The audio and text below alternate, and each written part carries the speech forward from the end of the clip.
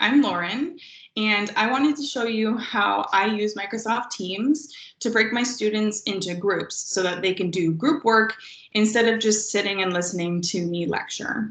And so the primary place where I use this is in my anatomy and physiology lab, because the students are going to get more out of the class if they can be finding the structures and doing the labeling themselves. So the way that I use this is I would have put together a project for them to work on and send it to their email.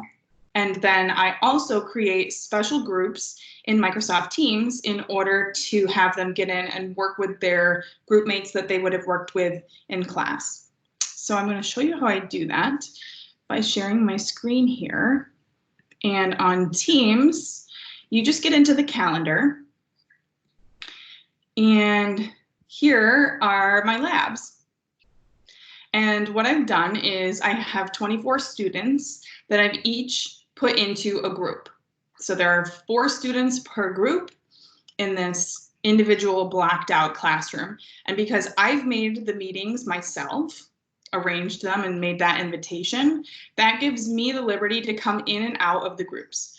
So they can either call me and I can come into the group if they have a question or an issue, or I can drop in on them and see how they're doing and how their progress is going. And what I'm finding is where in the class, they would sit and turn off their screen and turn off their microphone.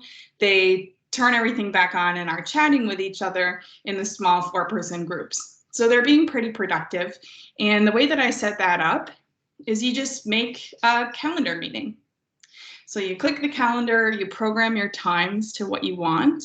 And so my class goes from 5:30 until 7. I usually have them work in their groups for an hour, and then I group them back together at the end to talk through as a group the things that they saw and the things that they covered that day and give them instructions for the next time. So when they log on for class, they're actually logging on to their group individually instead of to our entire classes meeting.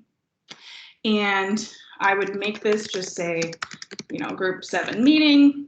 And what you're going to do is you're not going to add the channel because that sends the invitation to everybody. And I made that mistake the first time and nobody knows which group to go to. So what you're going to do is you're going to type your students' names that you want in that group right into this individual required attendees section.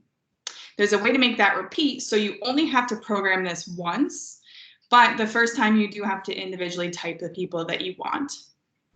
Then usually what I'll do down here is I'll add the link to the item that they're going to be working on that day so that they can just come to their calendar, open the link, and then join right into the class. And so that's just one of the things that we're doing in my classroom to make it feel a little bit more like we're meeting in person. So I wanted to share it with you.